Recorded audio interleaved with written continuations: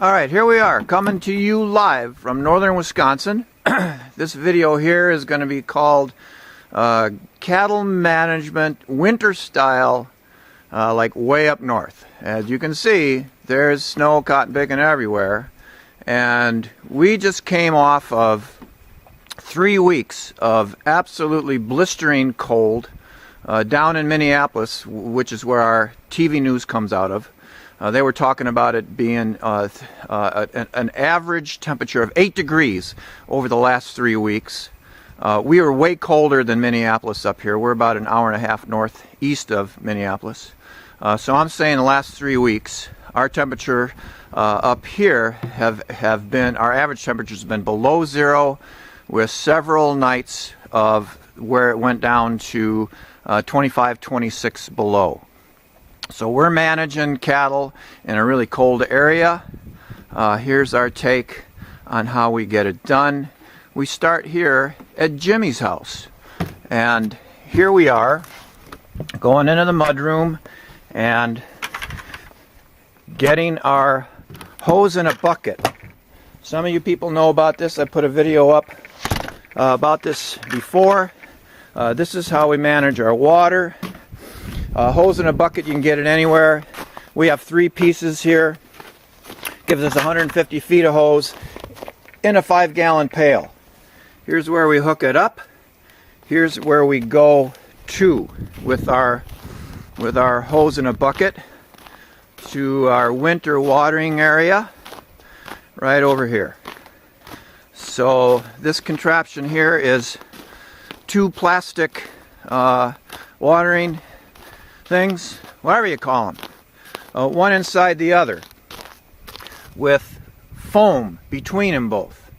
And then we've got a foam lid, and we've got an electric float.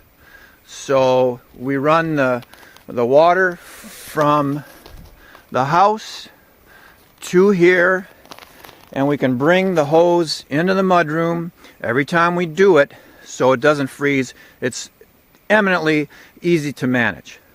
This is where they come all winter long to get water.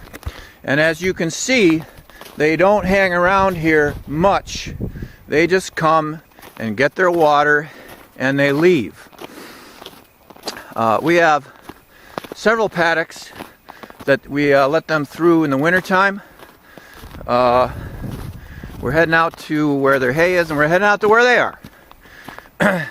This one here, again, as you can see, there is not a lot of, I don't know, should I call it poop or shit? I don't know. How sensitive are you guys?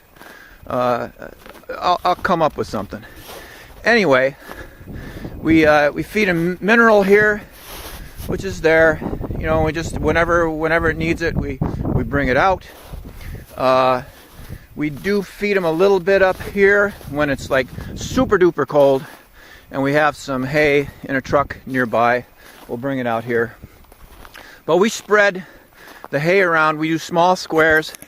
We spread it around so they're distributing manure and urine by themselves all winter long. You'll find out that we've been doing this for 10 years, and our management is all very temporary stuff, very on the low end of budget. We use a little muscle instead of tractors. From this point here, you can see another thing here. We've done a lot of water management in the pasture area. Here's swales put in up around there, and there's more swales down here that actually in the winter melt off, catches water, redistributes it, soaks it into the ground. The first thing we do here in northern Wisconsin is we harvest water and soak it into the ground. Here we're heading towards where there's more animal activity. Down over here, we're walking towards the hay barn and the wind enclosure. We used to have an area in the back of where we keep hay so they could get inside, Then we decided, you know, they really don't need to get inside, and we need to store our hay more than they need to be inside. So we did a little bit of redesign, and here's what we came up with. This is now just a hay barn. And we'll take a quick peek in here so you can see a couple of things. I hope this is light enough. Okay, so hay storage in here. I've got a sled that we pull hay out to them. Again, I want to distribute stuff just as far as I can, and with the number of steers that we have, which is 8, and figuring out what they need to get through it all, it's 3 bales in the morning, 3 bales in the evening. You just put it on this little sled and off you go to the races. Slide it out there, and they're just happy to get it. The other thing we have here that I want to show you is our prevailing winds are from the northwest, and obviously sun shines from the south. This is the south wall of the hay barn. You can see that they spend a lot of time here to get out of the wind and to be in the sun. We don't feed them here, so this isn't coming from like eating around where their food is. This is where they like to hang out to stay warm. We'll move some of this in the spring or not. Here's how they get into their wind enclosure. They used to come into the barn with this door here. Obviously, we over the years have changed our minds that all they need to do is get out of the wind. They don't need to be inside. Here's the back door. Here's the corral. It's all about wind, right? So they come in here to get out of the wind, and believe me, as you can see, they come in here to get out of the wind. The front door here is a sliding door. This is how we load out in the fall when we send them off to the butcher in town. And then we have a swinging door in the back, again, because the prevailing winds are from this direction over here, northwest. They love it in here when the winds are howling. So, yeah, we just keep them outside all the time. That's all they, and we have a place for them to get out of the wind. So let's go see how they're doing here this morning. Like I said, over the last 3 weeks, we seriously have been freezing up here. My brother's lived in his house for 22 years. And for the first time ever last week, he had some pipes related to his boiler in the house freeze. And he had to fix them. They busted. And that was not because 26 below was particularly cold. It's because it was so prolonged. The coldest we've ever had while I've lived up here, and I've been up here for 30 years, was back in the 90s. It got down to 47 degrees below zero. That was the year that Tower, Minnesota hit the national record of 62 degrees below zero. But that stuff generally comes and goes. This stretch that we just had here of 21 days, 3 weeks, averaging below zero is kind of unprecedented. So when we feed them, I put the hay on the sled, and this is their winter paddock. Over here, you really can't see anything, but there were 3 paddocks that were stockpiled going into winter. So they ate on into the end of November on stockpiled forage. It was about the end of November when we started feeding them hay, and then at that point we closed them out of those 2 paddocks over there and moved them into their winter paddock. So we sled the hay out here twice a day, 3 bales in the morning, 3 bales in the afternoon. Here they are. We have 4 yearlings and 4 calves. That's kind of like the way we do it. So we take 4 in to the butcher end of October, and the young guys will be with us for 2 years. We always get feeders. Here you can see the way we do our distribution. It's just kind of all over the place because we want them scattering the manure and the pea themselves. Yeah, so we sled it out here, and they do the rest. You can see there's very little waste on the hay itself, although wasted hay, when you're doing this kind of management, isn't waste. It also becomes fertilizer, right?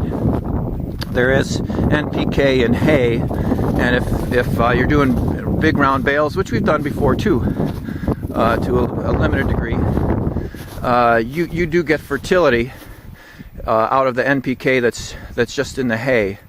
These pastures here are just crazy fertile.